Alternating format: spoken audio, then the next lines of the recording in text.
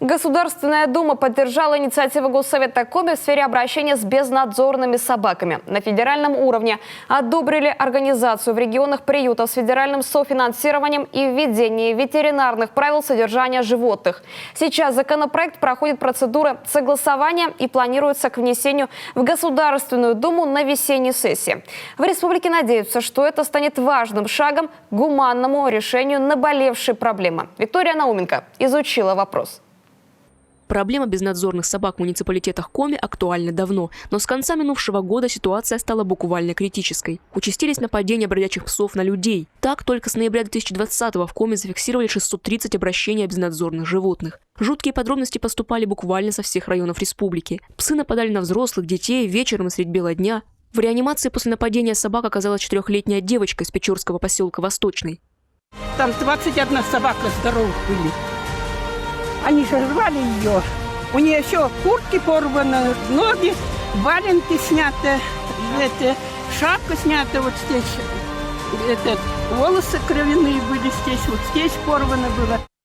Едва не погиб от укусов и 3-летний малыш, страдающий гемофилией в Усинске. Мать закрыла его собой.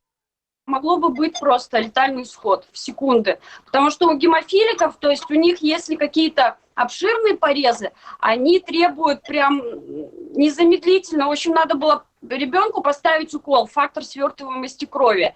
Либо сразу же вызывать в санрейс и лететь либо в Киров, либо в Сыктывкар. Потому что в Усинске по нашему заболеванию мы должны наблюдаться у гематолога. У нас гематологов нет.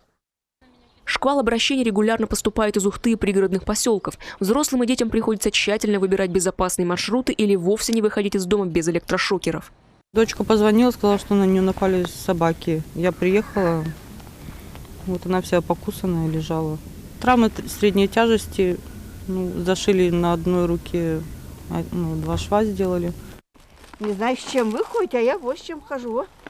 Да, так не только она, многие так ходят. Я вот многие с весны так хожу. Вот видите, убежали сразу. Они сразу бегут.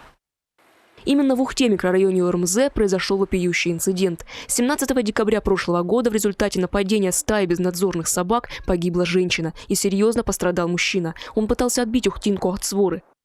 17 декабря в вечернее время на территории размещения складских помещений по улице Железнодорожной города Ухты было обнаружено тело 46-летней женщины с рваными ранами и следами укусов животных. С аналогичными телесными повреждениями с места происшествия в тяжелом состоянии в больницу госпитализирован 53-летний мужчина. А с 15 января на территории муниципалитета ввели режим повышенной готовности в связи с агрессией бродячих животных. Ухтинские депутаты решили действовать незамедлительно и выступили с инициативой о внесении изменений в федеральное законодательство. Нужно вносить изменения в федеральный закон.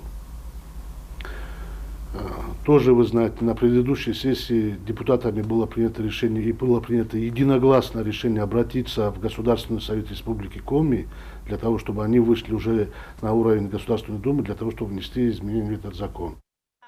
Депутаты предложили учитывать уровень агрессивности отловленных животных и по возможности не возвращать их в естественную среду обитания после передержки. Эту инициативу поддержали и в других муниципалитетах республики. В итоге в феврале Госсовет Коми донес коллективное обращение до федеральных законодателей.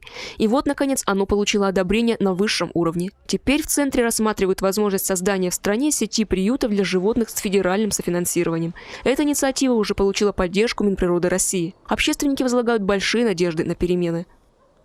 Самое главное, что нам нужно еще отдельно отметить именно в этом законопроекте, и что нам сейчас самим можно помогать и развивать, и как законодателям, и как самим людям, все-таки поддержка тем общественным организациям, тем НКО, которые занимаются решением проблем уже сейчас.